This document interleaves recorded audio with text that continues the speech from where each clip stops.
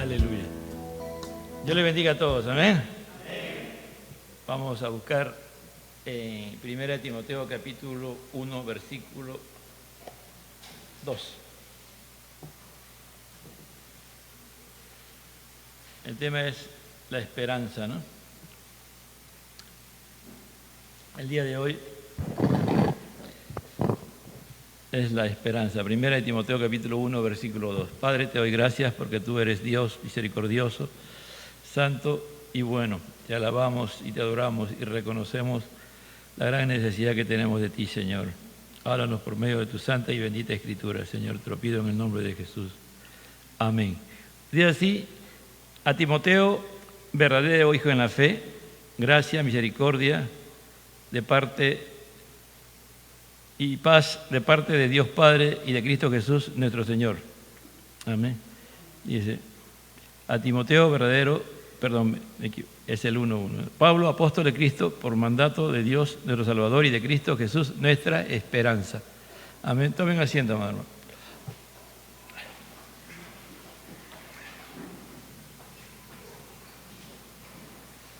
En estos días se ha hablado acerca de la fe, y después se ha hablado acerca del compañerismo, ¿no? Y el compañerismo realmente surge del amor de Dios, ¿no? Son temas muy importantes, son temas trascendentales para todo creyente. Hay virtudes que todo creyente tiene que tener, y esas virtudes, estas tres virtudes que son la fe, el amor, la esperanza, o la fe, la esperanza y el amor, Pablo las desarrolla en varias oportunidades, ¿no? Y aún cuando él habla en 1 Corintios capítulo 13, versículo 13, dicen que ellas tres permanecerán hasta la eternidad, pero el mayor de ellas es el amor, dice así, ¿no? Y ahora permanecen la fe, la esperanza y el amor, estos tres, pero el mayor de ellos es el amor, ¿no? Entonces la esperanza es un tema que se trabaja tanto en el Nuevo como en el Antiguo Testamento, y es de mucha importancia, ¿no? Hace un tiempo siempre se ha hablado de la escatología. La escatología es el estudio o la doctrina que estudia los eventos del futuro, ¿no? Y se miraba siempre como que algo que va a suceder, y siempre se hablaba del día del Señor y de las cosas que se iban a dar en ese momento, ¿no? Pero en realidad algo que la iglesia descuidó y alguien llamó la atención sobre ello y planteó la teología de la esperanza, ¿no? El Mullman, un teólogo, la teología de la esperanza, ¿no? ¿Por qué? Porque había mucho negativismo, mucho pesimismo en las cosas que se veían, ¿no? Pero en realidad, cuando comenzamos a ver a la esperanza, vamos a ver la vida de otra manera, de la manera como Dios quiere que la veamos, ¿no? Siempre con una expectativa de que lo que viene es algo muy bueno, y es el plan de Dios que eso se dé, ¿no? Entonces la esperanza, como digo, tú puedes verla en el Antiguo y en el Nuevo, pero vamos a trabajar de la perspectiva del apóstol Pablo. Vamos a 1 Tesalonicenses capítulo 1. El otro día se habló sobre evangelismo y se tomó esta porción de 1 Tesalonicenses, pero yo solamente voy a desarrollar un versículo, ¿no? Voy a leer del 1-2, dice: siempre damos gracias a Dios por todos vosotros, haciendo mención de vosotros en nuestras oraciones, teniendo presente sin cesar delante de nuestro Dios y Padre vuestra obra de fe, vuestro trabajo de amor y la firmeza de vuestra esperanza en nuestro Señor Jesucristo. ¿No? Aquí vamos a ver que Pablo se recordaba de la iglesia de Tesalónica. Fue la iglesia que menos tiempo estuvo, y él pensó que esa iglesia ya no existía. Le voy a más o menos históricamente, ¿no? Tesalónica pertenecía a Macedonia.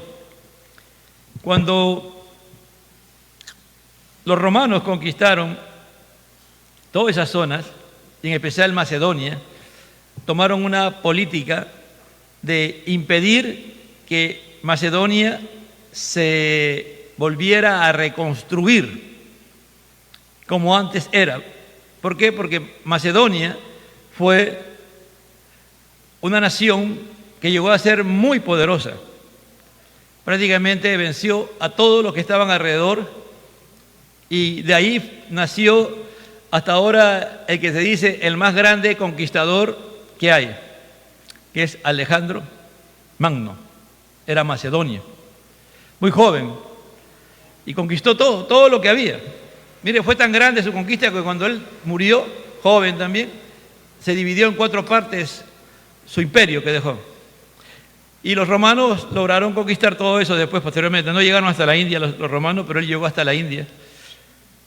Y tomaron esa decisión, por ejemplo, no explotar minas de oro, nada de aquello que le dé riquezas y volvieran a ser poderosos.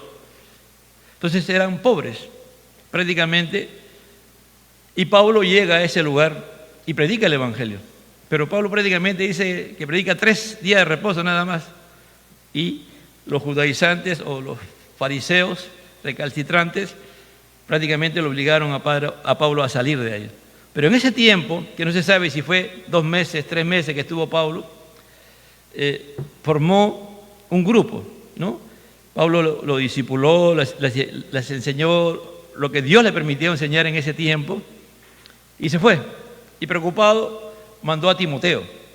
Y cuando Timoteo llega, encuentra a una iglesia que había crecido y que aún más estaba haciendo obra misionera, ¿no? Estaba haciendo obra misionera y habían llegado a lugares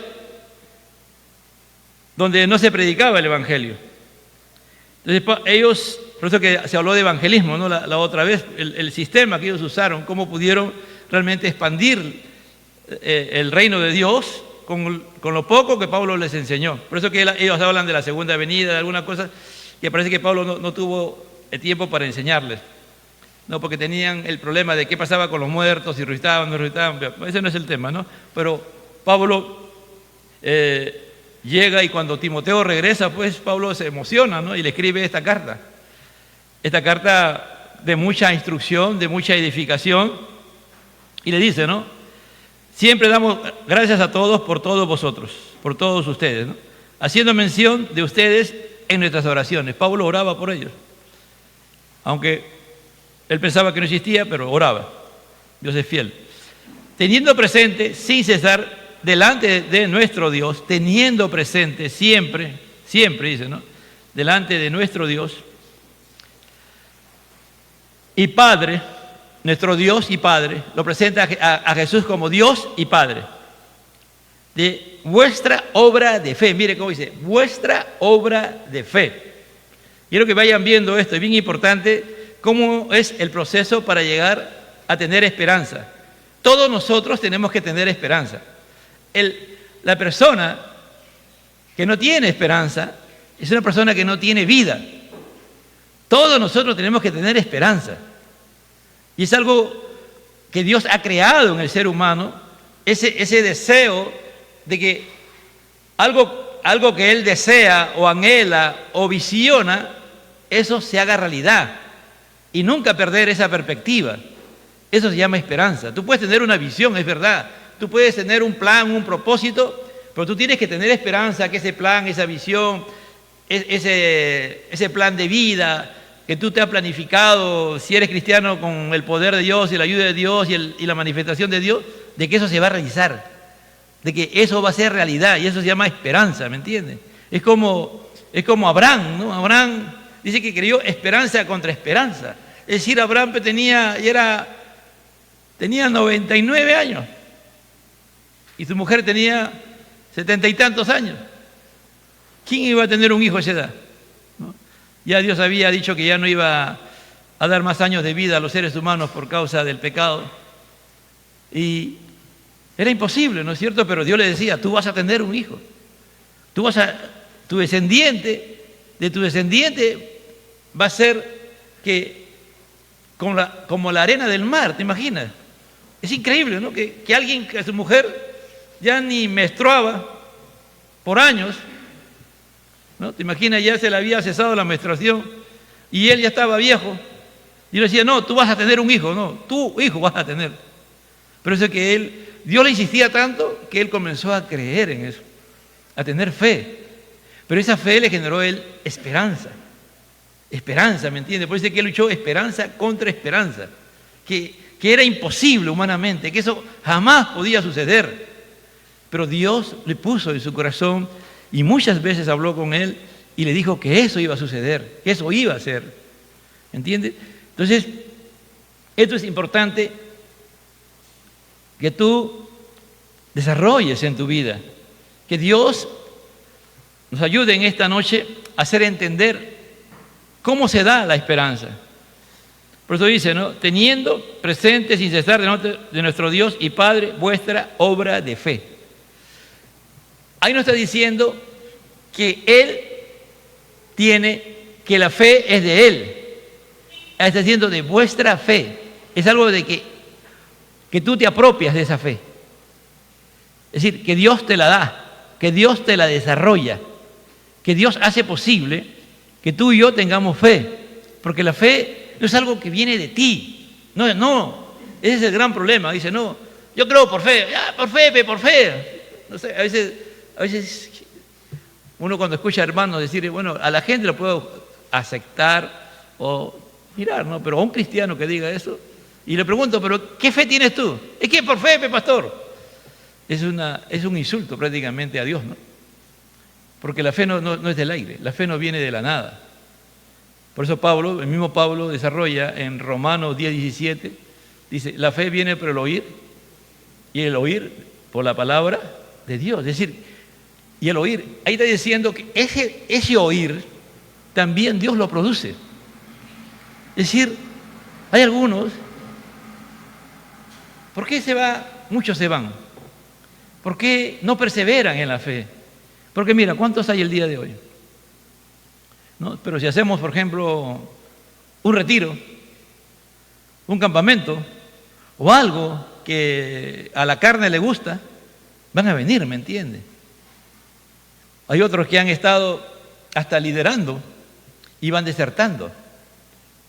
¿Por qué? Porque no han tenido fe, no hay amor de Dios y por lo tanto no tienen esperanza. Su esperanza está en el mundo, ¿no? En las cosas del mundo. O a veces ni esperanza tienen en el mundo, ¿no? Porque Satanás es experto en darte lo que tú quieres sin esfuerzo. La esperanza se trabaja mucho para llegar en el Señor, para desarrollar la esperanza. Entonces, ¿cómo viene la fe? La fe viene por el oír y el oír la palabra de Dios. Por eso dice, ¿no? En el Salmo 1, bienaventurado el varón que no anduvo en consejo de... ¿Qué más? ¿Y qué más? ¿En camino de qué? Y ni en silla, sino que en la ley de Jehová está su delicia. Es decir, ¿cómo él ha podido llegar a que la palabra de Dios sea su delicia? ¿Para ti la palabra de Dios es tu delicia? ¿Te deleitas cuando estudias la palabra de Dios? ¿Te fascina? Entre la palabra de Dios y ver al Inter de... ¿Dónde es? De Miami, creo que se llama, ¿no? Y al señor Messi, que ya está en decadencia, pero es pura propaganda, ¿no? Y por más que él quiere, ¿no? Ya está, es como Guerrero, que ha ido un chispazo por ahí este día, ¿sabes? No sé qué pasó con Guerrero, lo han programado, creo. Pero, ¿tú qué prefieres? ¿Ver ese partido o deleitarte en la palabra de Dios? ¿O meterte a estudiar la palabra de Dios? ¿Qué prefieres? ¿Jugar una pichanguita, un fulbito, voleibol, estar con tus amigas o estar ahí conectado en el internet que deleitarte en la palabra de Dios? Si nunca te has deleitado en la palabra de Dios, no la consideras, ¿no? No sé cuántos han leído la palabra de Dios esta semana. No sé cuántos la han leído nada más. Ahora, el que se deleita, la estudia, la medita, se mete en ella. Yo en estos días estaba estudiando el libro de Oseas, por ejemplo, ¿no? Y lo he mirado, pero esta vez puedo decir que me ha fascinado, ¿no? Yo puedo leer el día de hoy el libro de Oseas y ya ahí miro las noticias del día de hoy. Tú lees Oseas y ves las noticias de hoy. Es increíble, de verdad. Tú lees Oseas y ves lo que está pasando en el mundo. Igualito, no pasa ni más ni menos. No, leo Amós y también veo lo que está pasando en el mundo. Es decir, veo las noticias de hoy ya narradas en los libros. Ahí está, cuando tú te deleitas y te metes en la palabra, vas a encontrar eso. Que esto que está pasando ahorita no es nada nuevo, ya ha pasado ya. Y vuelve a pasar, porque lo que los profetas dicen son ciclos, hasta que un día vendrá realmente Cristo. No sabemos si esta crisis que estamos entrando, ¿no? que recién estamos entrando, reciencito, no sé hasta dónde Dios la va a llevar, o sencillamente viene Cristo y nos levanta, ¿no? Pero yo quisiera que ya Cristo venga, pero el que sabe que cuando viene Cristo es Dios mismo. Entonces yo tengo que tener fe. ¿Qué fe tengo que tener? La fe que Dios va a producir en mí. ¿Pero de qué manera? ¿Y en su ley qué dice? ¿Qué hace? ¿Qué es meditar? ¿Qué es meditar? ¿Qué es meditar? Pregúntale, a ver, Abril, ahí a Benjamín. ¿Qué es meditar, Benjamín?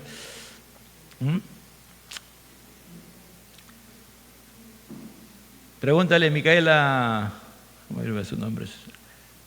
Me olvidó. A Valeria. ¿Qué es meditar? ¿Qué es meditar? A ver, ¿qué es meditar? Meditar. ¿Qué es reflexionar? ¿Qué es meditar? ¿Alguien me puede decir qué es meditar? ¿Alguien puede decir qué es meditar? ¿Saben lo que es meditar? Christopher, ¿qué es meditar?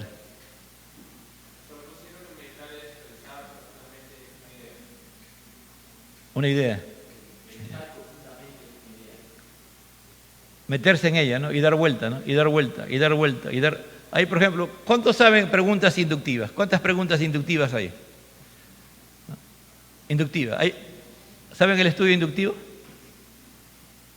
¿No? ¿No le han enseñado en el colegio inductivo? Es decir, cómo desarrollar una tarea aplicando preguntas inductivas. ¿No? Esas son cosas elementales, ¿no? Si están en un colegio particular, pasen al nacional mejor ahí, están perdiendo el tiempo en un colegio particular ahí. Porque si no saben eso, sus papás están gastando dinero por gusto, ¿no? Son cosas que tienen que ustedes... Si tú haces preguntas inductivas, vas a reflexionar. ¿Por qué? ¿Para qué? ¿Dónde? ¿Para quién? ¿Cómo? ¿Me entiendes? Vas haciendo, vas leyendo y ahí vas reflexionando, ¿no? Pues ese mismo texto le das vuelta y vuelta. Es como si estuvieras cocinando, ¿no? Estás cocinando algo y que tienes que estarlo ahí moviendo, porque si no lo mueves se quema, ¿no? Hasta que ya sabes, llega el punto, ¿no? Ah, ya entiendes. Entonces, eso, si tú meditas, ¿a dónde va a ir?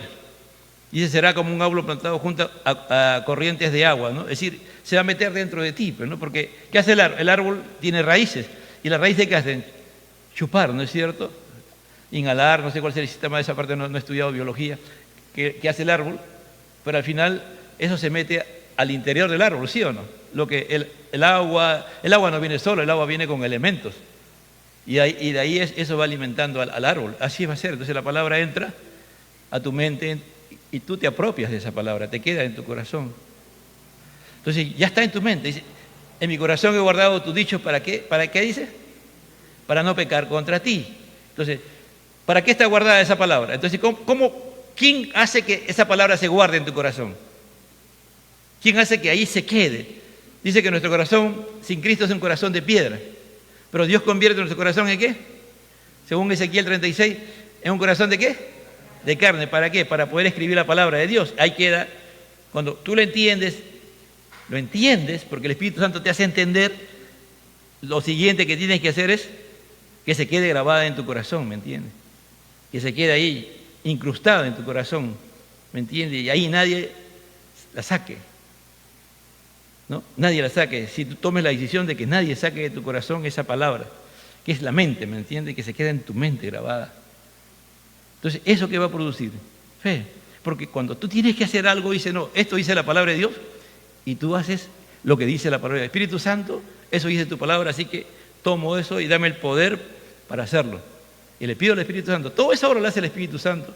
Y es una obra de gracia todo eso. Entonces agarro y me apropio de la palabra, está grabada en mi corazón, está en mi mente, está guardada ahí, y le pido al Espíritu Santo, Él me hace ver qué está pasando, y como yo sé, por eso Pablo va a decir aquí, de la obra de fe, de obra de fe. ¿Qué está diciendo? La fe se obra. Es decir, vamos a construir este templo. Este templo se va a construir. Entonces, ¿qué hay que hacer para construir este templo? Primero, hay que hacer un plano, ¿no es cierto? Un plano. Un plano que es lo que queremos de este templo. ¿Cómo vamos a construirlo, no es cierto? Entonces, ¿y cómo se va a llamar el trabajo? El trabajo se va a llamar obra de fe. Es decir, la obra que se va a ser una obra de fe. Es decir, se va a construir este templo. La fe se obra. Es decir, por eso dice, y el trabajo de vuestro amor. Es decir, la fe tú tienes que obrar, la fe, tienes que ponerla en acción la fe. Por eso que Santiago va a demostrar que la fe sin obras es muerta, ¿no? Santiago, todo ese libro, la gran parte del libro de Santiago, el apóstol Santiago, que es hermano de Jesús, él va a hablar sobre eso. En el 2:14 dice, ¿de qué sirve, hermanos míos, si alguno dice que tiene fe, pero no tiene obras? ¿Acaso puede esa fe salvarlo? Si un hermano o una hermana no tiene ropa y carece de sustento diario, y uno de vosotros le dice, id en paz, calentado y saciado, pero no le dice, dais lo necesario para su cuerpo, ¿de qué sirve? Así también, la fe por sí misma no tiene obras, está muerta. Es decir, la fe, yo tengo fe, ya, tú tienes fe, pero obra esa fe, ponla en acción. Es decir, vamos a poner, yo creo que Cristo murió por mí. ¿Tú crees realmente que Cristo murió por ti? ¿Cómo? ¿Por qué murió Cristo?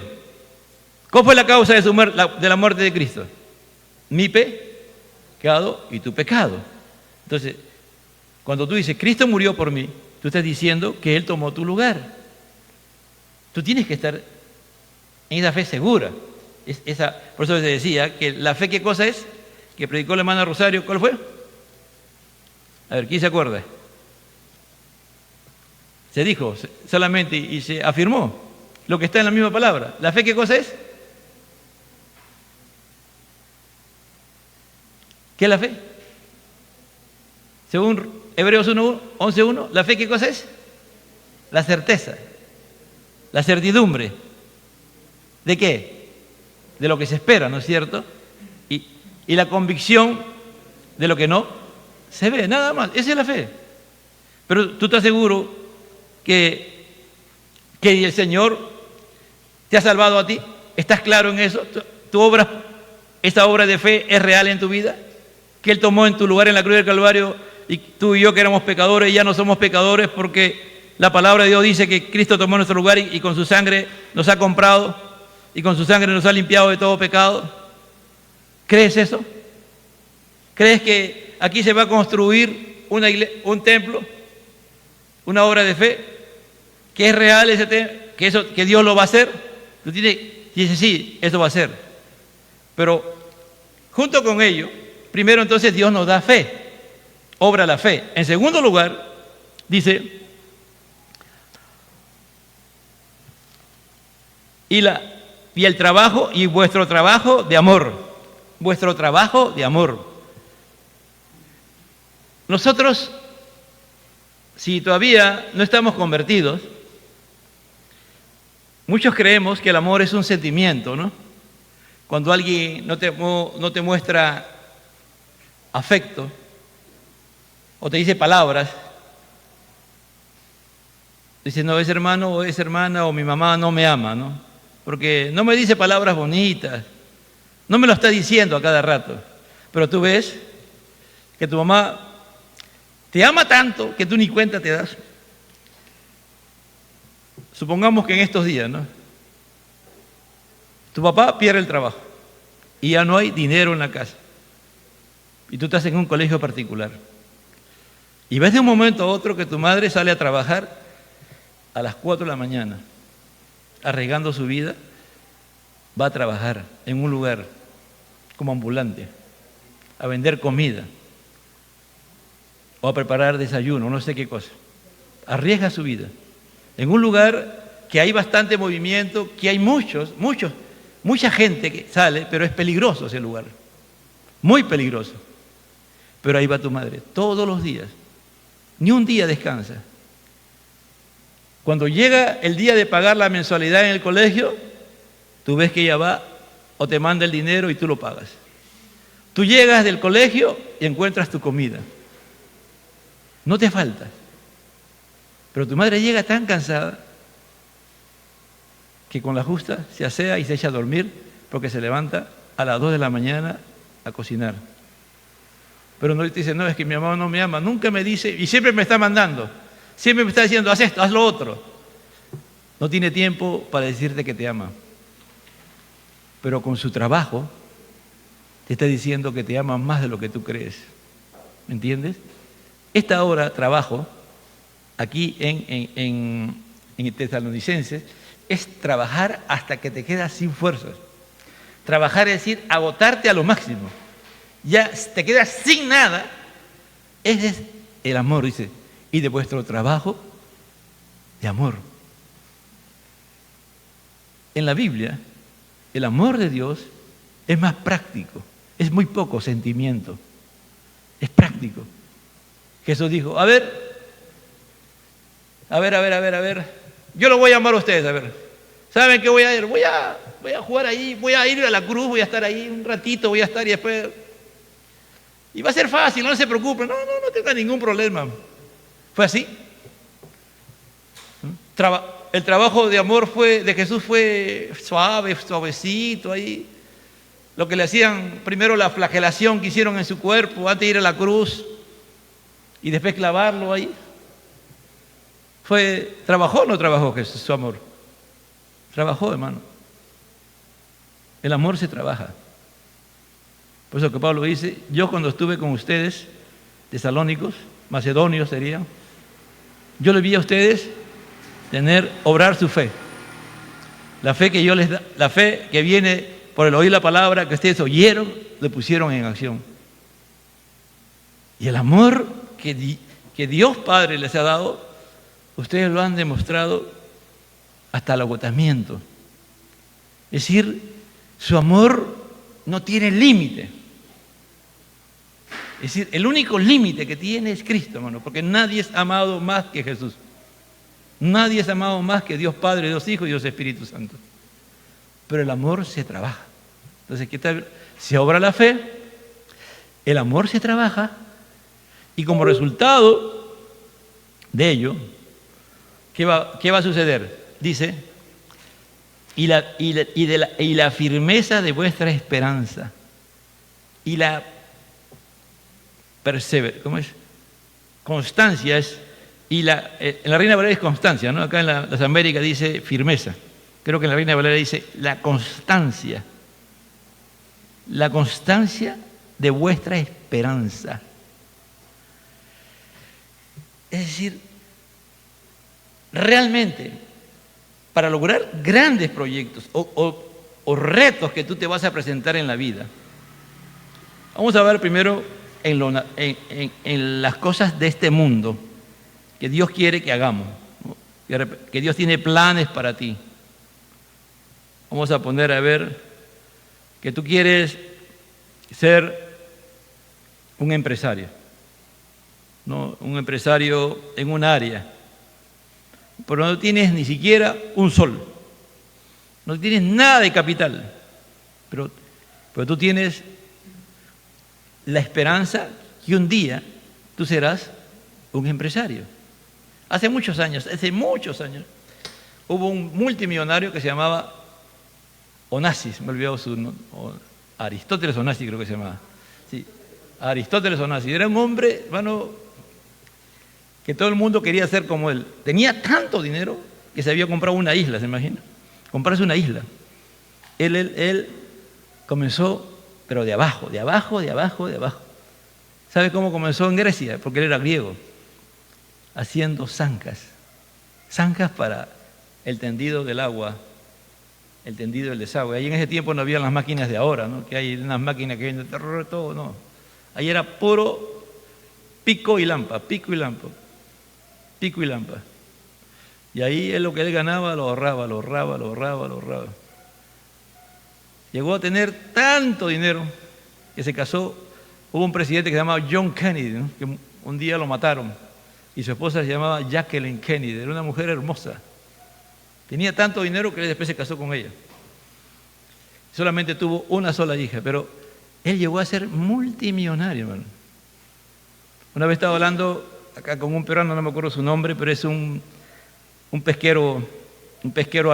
armador pesquero, esos que tienen esos barcos que son factorías, que tú te metes en ese barco y en el mar pescan, si pescan atún, ahí en el mismo barco hacen ya el atún. Es decir, cuando llegan al puerto ya llegan a las cajas ya de atún, listo para venderlos. Así hay barcos, se llaman barcos factoría, es decir, barco fábrica.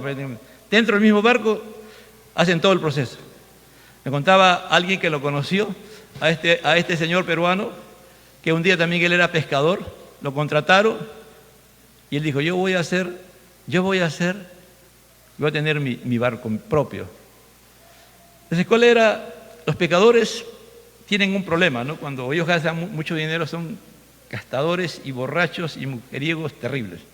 Pero él agarraba y ganaba el dinero el dinero que debía ganar, ¿no? Y ganaba bien. Pero ¿qué él hacía él? Él agarraba, me decían, ¿no? Que él hacía, como dicen nosotros, la finta, ¿no? Como se dice ahora. Hacer creer a los demás que él hacía lo que todos hacían. Se compró un día una botella de whisky, una ropa que supuestamente para que él hacía la vida que ellos llevaban, pero en realidad todo eso era mentira, ¿no? Toda la vida tenía la misma botella de whisky y toda la vida salía a hacer creer a los demás que él hacía lo que él hacía, que los demás hacían, pero él no hacía eso. Todo su dinero lo ahorraba. Y llegó y tiene el día de hoy no sé cuántos barcos factorías, y es peruano, ¿no? Él tuvo, mire, estoy hablando de hombres humanos que no conocen a Dios, que tienen una esperanza y al final lo consiguen. Pero ¿cuál es el secreto? El secreto de un cristiano, de llegar hasta la meta final de los propósitos que Dios tiene. Porque aquí está hablando Pablo de la eternidad y también de lo presente para nosotros, para el hoy y el futuro. Porque la esperanza no solamente es hacia el futuro cuando Cristo venga, porque esa es la escatología, sino también las cosas que Dios quiere que tú hagas para el hoy, para este presente, para que Dios se glorifique. Entonces, tú tienes primero que desarrollar una fe. Esa fe viene de parte de Dios. Tú tienes que creer que la fe se obra. En segundo lugar, tienes que trabajar el amor. Es decir, para que Dios obre en tu vida, no es la esperanza cristiana, no es como la de estos dos hombres que he narrado, de Onassis y este armador peruano, sino es para darle a tu prójimo, para ayudar al prójimo, para que a través de ti Dios bendiga a muchas personas, porque ese es lo que Dios quiere. Si tú dices que tú amas, ¿no? Que tú amas al pecador, tú tienes que trabajar ese amor con esa persona. Vamos a poner que tú dices, yo quiero que mi papá se convierta a Cristo. Yo quiero que mi papá, que es un pecador y un problemático y me hace problemas a mi mamá, a todos mis hermanos, yo quiero que él se convierta. Entonces, ¿cuál es tu esperanza? ¿Tú quieres ver a tu padre qué cosa? Convertido a Cristo. ¿Qué tienes que hacer? Obrar tu fe. Obrar la fe que Dios quiere, que cuando tú le predicas la palabra de Dios, cuando tú le muestras tú modelas como cristiano, haces todo lo que Dios dice en su palabra. Tu papá te puede estar mandando cosas y tú sabes que está haciendo algo malo. No te está haciendo hacer cosas malas, sino que prácticamente está siendo como abusivo contigo. Te manda a hacer más cosas de lo que debe de hacer. Tú lo haces. ¿Por qué? Porque tú quieres demostrarle que tu fe, que tú eres un hijo de Dios. En segundo lugar, tú le estás demostrando que lo amas. El trabajo de vuestro amor, que tú lo amas, lo haces porque lo amas. No lo haces para humillarle, no lo haces para avergonzarle, no, tú lo estás haciendo porque tú lo amas. Y tú estás en todo este proceso, estás orando tu fe, estás trabajando el amor, porque te cuesta amar a tu padre, te cuesta, lo haces porque el mayor es el amor que tú tienes de Dios, que hace que tú lo hagas para que Él vea que tú lo haces con gozo, que tú lo haces con alegría, que tú lo haces porque lo amas. Y tarde o temprano, eso va a causar algo en Él, pero a la vez está que dice la constancia de vuestra esperanza. Es decir, que tú no pierdes la esperanza que un día tu padre se va a convertir a Cristo. Un día él se va a convertir a Cristo. Uno de los hombres que tuvo una esperanza inconmovible fue George Müller. George Müller fue un alemán que su padre lo mandó a estudiar para que sea pastor en Alemania, pero él era un perdido. Al final terminó, y cuando terminó, porque tenía tanto problema en Alemania, se fue a Inglaterra. Prácticamente escapó y se fue a Inglaterra porque tenía problemas en Alemania. Y comenzó a hacer lo mismo, hasta que un día Dios salió al encuentro de él y lo salvó. Y lo convirtió. Y una de las cosas que comenzó a recorrer las calles de Londres, vio que había muchos niños pobres, muy pobres, y que no había quien le diera de comer. Se morían de hambre. Porque en ese tiempo habían hospicios, es decir, orfanatorios, que solamente podían entrar si le recomendaba a alguien que tenía dinero o una posición social, un político o alguien adinerado. Solamente con esa recomendación aceptaban a esos niños. Después esos niños se morían prácticamente. Yo no sé si han visto ustedes Oliver Twist, ¿no? Creo que hay una novela, ¿no?, de Tom Sawyer, ¿no? Tom Sawyer, sí. Tom Sawyer, creo, habla de eso, ¿no?, de cómo era la pobreza en Inglaterra. Esa novela es verdad. Así era la vida en Inglaterra, muy pobre la gente. Y él inició y dijo, yo voy a atender a los niños. Y comenzó a atender, amado hermano. Y sabe, él le oraba a Dios para que Dios le diera el dinero para atender a los niños. Primero alquiló una casa, y en esa casa comenzó con unos cuantos niños, con unos 30, 50 niños. Y en todo momento él oraba y Dios siempre le proveía, siempre le proveía. Había casos que él mismo narra, ¿no? Por ejemplo, ese día se levantaban y no había ni para el desayuno, no había nada. Y él oraba a Dios y ¡pum!, en la puerta del orfanato se malograba un carro que llevaba leche. Ya no podía llegar a donde tenía que ir. ¿Qué hacía? Dice, ya, se lo regalo la leche. Él habla, hermano, él tiene 3 libros de sus testimonios. Él tenía comenzó en un cuaderno a apuntar todas las cosas que, cada día qué cosa Dios le daba y en qué lo gastaba. Si tú ibas y le decías, hermano George, le he traído acá 500, ¿cómo se llama en Inglaterra? Libras esterlinas. 500 libras esterlinas para que usted use en tal cosa. Le decía, no, llévate tu dinero. Le decía, yo no te recibo tu dinero, porque aquí, el dinero que entra aquí, el que me dice en qué lo gasto es el Señor, y Él sabe las necesidades que hay aquí. Yo no te puedo recibir tu dinero. Llegó a tener tanta fe, él nunca le faltó, nunca. Él tuvo la esperanza de que él iba a ayudar a la mayor cantidad de niños. Mire, llegó ya en su cúspide, en su máximo, se cumplió su sueño. Llegó a tener como un colegio, un internado, que tenía creo como 5 pabellones, y llegó a atender más de 1000 niños, que vivían con él los vestía, Dios a través de él los vestía, le daba de comer, les enseñaba, todo eso. Aparte mantenía 300 misioneros en el mundo, 300 misioneros, ¿te imaginas? 300 misioneros, que se casó 3 veces, no porque se divorció, sino llegó a vivir tantos años que la primera esposa se murió, la segunda también y la tercera. Pero él, al final de sus días, él viajó por todos los países visitando a los misioneros que atendía. Él tuvo esa esperanza. En todo momento, nunca perdió la esperanza de que Dios estaba con él y que le iba a proveer todas las cosas. Aquellos que tienen interés en leer su biografía, Teología para Vivir, la editorial Teología para Vivir, está vendiendo sus libros. Si usted quiere leer a George Müller, lea su biografía y usted se va a quedar asombrado de cómo Dios puede, en su poder, la esperanza contra esperanza es una realidad. Por eso aquí dice de la constancia, de la firmeza de tu esperanza. Ese fue Abraham. Abraham tuvo su momento de debilidad al comienzo, pero cuando entendió que él no podía dar marcha atrás, fue firme, fue con una convicción contra viento y marea. Por eso acá Pablo dice que estas tres cosas tenía la iglesia de Tesalónica y estas virtudes tenemos que tenerlas nosotros. Para llegar a tener la esperanza, no se puede tener la esperanza en sí mismo. Primero, hay que obrar la fe. Hay que obrar en fe. En segundo lugar, hay que trabajar el amor. Porque Dios es amor. Porque tú, para lograr la esperanza bíblica, para este tiempo, para el hoy, tú tienes que amar a las personas que vas a servir, que vas a impactar, que vas a evangelizar, como el caso que le digo, que usted va a orar por un amigo, de repente por un amigo que es tu amigo y tú lo amas, ya tú te has convertido, él no quiere saber nada del Evangelio, pero tú tienes que tener la esperanza de que Dios lo va a convertir. Pero tienes que obrar, ¿qué? Obrar la fe, amarlo a Él.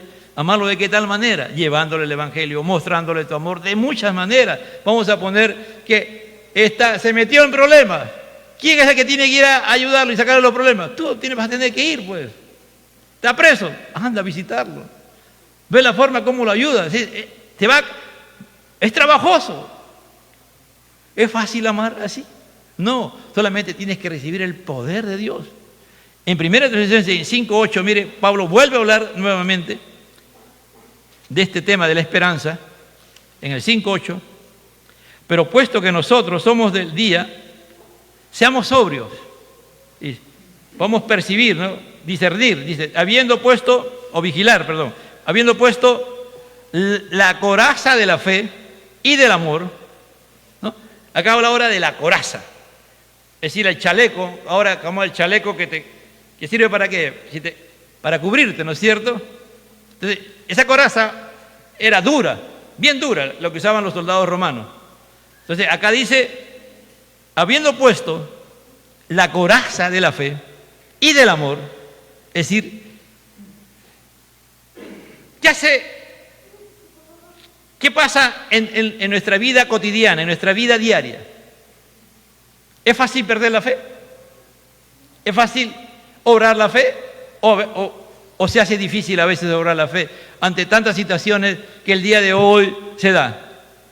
Tú, si eres universitario, me dirijo a los universitarios principalmente, ¿es fácil decirle a la persona, yo soy cristiana? Obrar tu fe, la obra de fe, es decir, yo soy cristiana, yo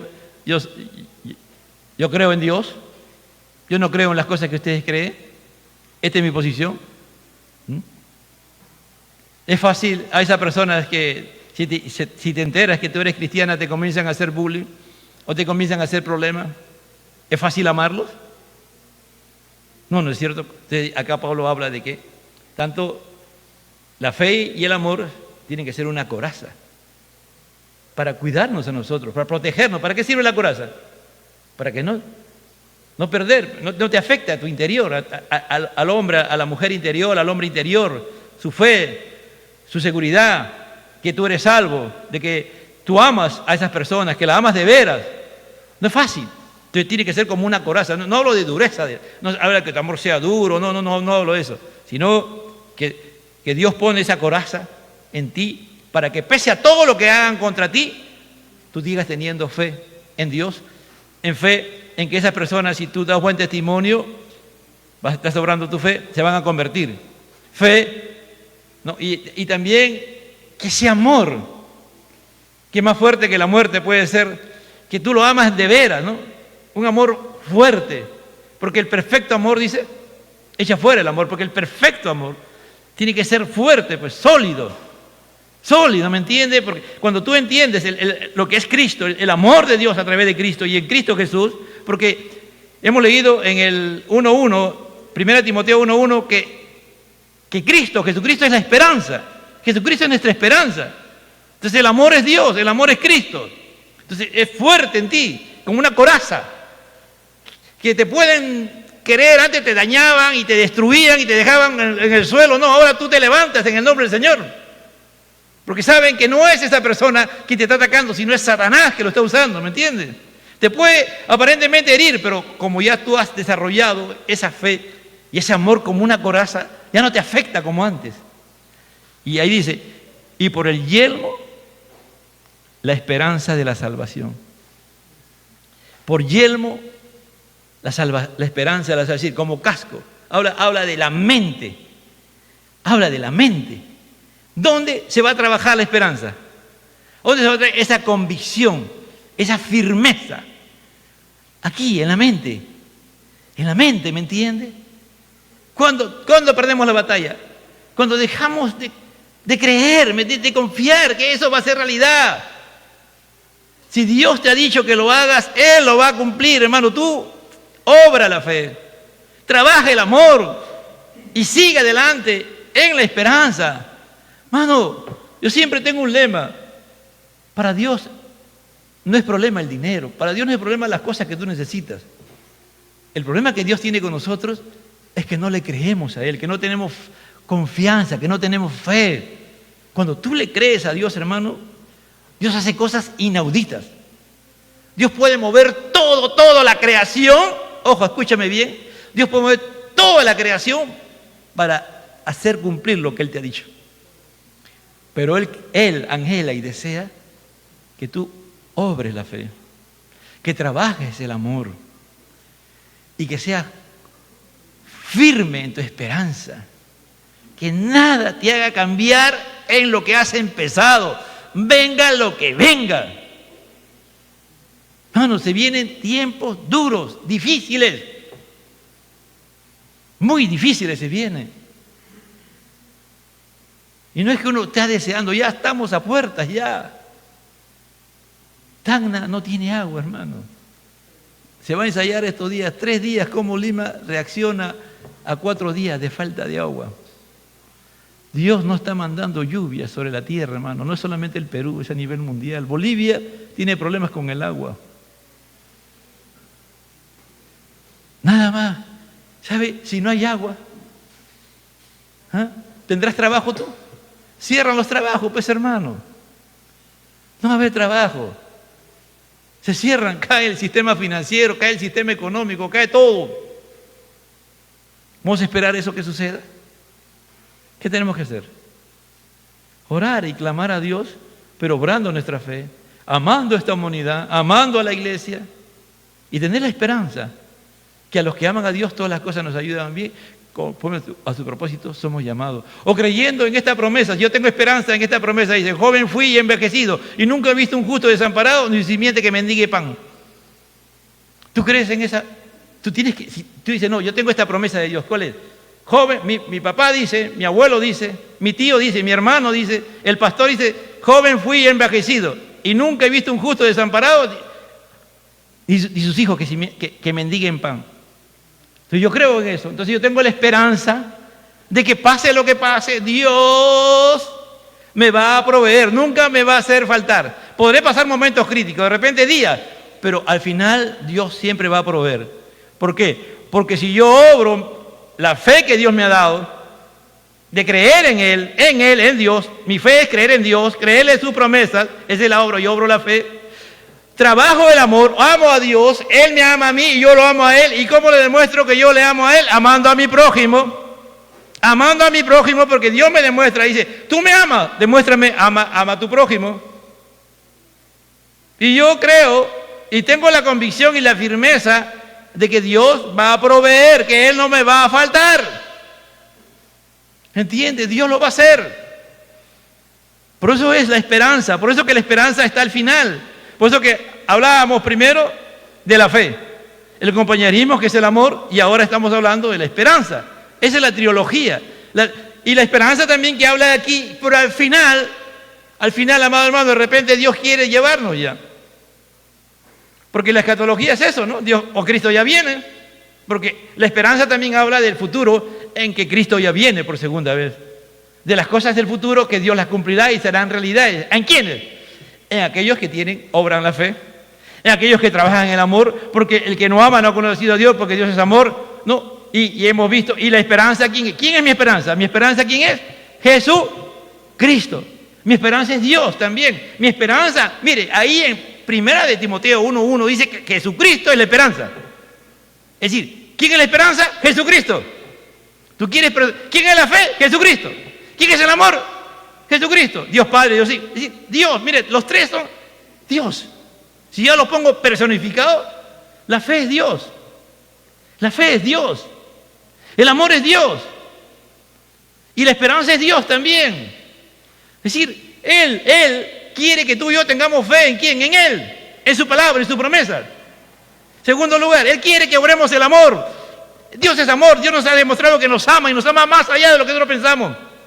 Ahora dice, trabaja ese amor. Trabaja ese amor hasta agotarte. Ama, como yo amo.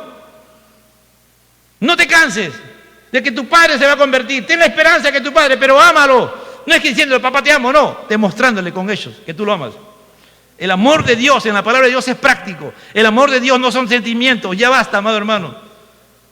El amor de Dios es cosas que hay que hacer por el poder de Dios y en el poder del Espíritu Santo. Decir a las personas que tú lo amas con cosas, haciendo cosas por ellos que nadie haría.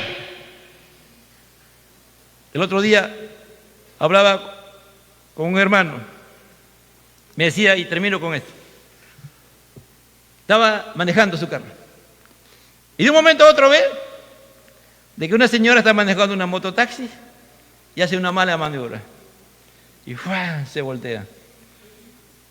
A los pasajeros no le pasa nada, pero a ella se le voló un dedo, ¿no? Se le voló el dedo, entonces cuando él se acerca, el dedo chispeaba, ¿no? Entonces él agarra y ¡pah!, le tapa saca de él mismo, saca algo y la tapa y la amarra y la lleva a la posta, ¿no? La lleva a la posta. Al rato llega esas vidas que hay vidas y vidas, ¿no? El conviviente y dice, ¿por qué tú has hecho esto con mi esposa? ¿Cómo es posible que tú hayas chocado la moto de mi esposa? Haciéndole pleito, ¿no? Y su hija estaba con ella, le dice, no papá, el Señor nos ha ayudado. Hermano, mucha gente ve esos accidentes y ahora le pasa de largo, hermano. Pero si tú eres un hombre de Dios, una mujer de Dios, tú eres un joven que ama a Dios, ¿qué haces? Tienes que aún dejar de trabajar ese día. Perdí el trabajo. Me van a descontar en el trabajo, me van a llamar la atención, es verdad. Tú llamas, mira, ha pasado este problema. Porque cuando tú llevas a un accidentado, a ti no te dejan, primero tienes que quedarte. Porque el policía, señor, a ver, ¿qué pasó? Usted no se va. Así es ahora. Pierdes ese día de trabajo. No dice, no, en ese momento, no. Si yo me quedo, pierdo el trabajo. Ya no voy a trabajar y me van a descontar. Hasta me pueden botar el trabajo. ¿Pero qué dice acá? El trabajo del amor. Ese es amor. Ese es amor, ¿me entiendes? O sea, estás en riesgo, es verdad, puedes perder el trabajo. ¿Pero tú crees que Dios te va a desamparar? ¿Tú crees que ese acto de fe, porque es un acto de fe y un acto de amor, a esa mujer o a esa familia que tú le ayudaste, tarde o temprano no va a surtir en efecto y tú le vas a decir, oíste, ¿por qué lo hace? Porque soy cristiano, señora, ¿no? Porque me dijo después, mira, vino la mamá de la chica y no quería nada con el hombre, porque el hombre era un delincuente del barrio, de esa zona, con carro y todo, ¿no? Y él se cargó hasta y le dijo, por favor, señor, lléveme a mi hija hasta la casa. Lo llevó y ahí terminó. Eso es trabajar el amor. Eso es obrar en fe. ¿Me entiende? Y si tienes esperanza, entonces Dios quiere una esperanza sólida. Dios quiere una esperanza, pero esa esperanza tiene que ser una convicción. Para que tú tengas una esperanza, la convicción de la esperanza, tienes que desarrollar la palabra, creer en la palabra de Dios, producir fe en ti, que es una fe sólida. Y esa palabra, esa fe, la pones en acción. ¿Cómo? Trabajando el amor. Fe. Obra de fe más trabajo de amor, ¿igual a qué? A convicción de esperanza. Dios te va a dar una convicción de esperanza más allá de lo que tú crees, joven. Yo no sé cuál es tu meta. Ese proyecto es de Dios. Si es de Dios y Dios te lo ha puesto en eso, sigue obrando en fe. Sigue trabajando el amor de Dios para con Dios y para con tu prójimo. Y ten la convicción y la esperanza que lo que Dios te ha dicho que te va a dar, Él lo va a cumplir. Él lo va a hacer para el hoy, para el presente.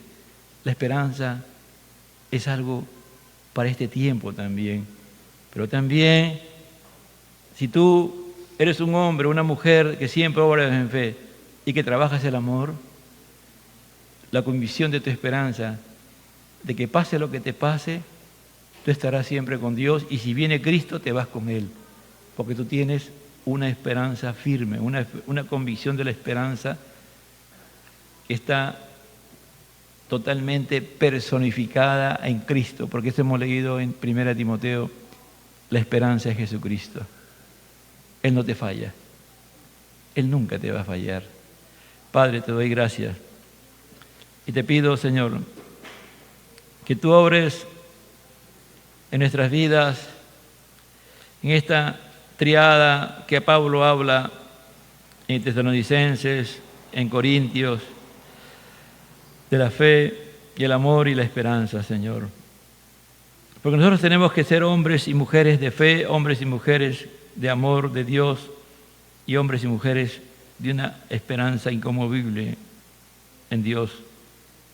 Sí, Padre, esas tres juntas tú las quieres desarrollar en nuestras vidas. Son virtudes de todo cristiano convertido y transformado, porque tú nos quieres que no seamos hombres y mujeres que andemos desanimados, desalentados, renegados, frustrados, fracasados, porque no tenemos convicción en la esperanza de las cosas que nos has prometido según tu palabra y en los proyectos personales que te hemos presentado delante de ti, y sabemos de que tú lo has producido en nosotros y que tú vas a respaldar esa obra, Señor, y la harás realidad, eso que el día de hoy es una esperanza, porque la esperanza no se ve, pero se cree que tú lo llegarás, porque obraremos en fe, en el amor, Señor. Oh Padre, te pido también que estemos preparados como hombres y mujeres en la fe, en el amor, y tener la esperanza de que nos iremos contigo si es que tú vienes o nos toca partir, Señor, a tu presencia. Te damos gracias, Señor. Amén y amén. Dios le bendiga, amados hermanos. Amén.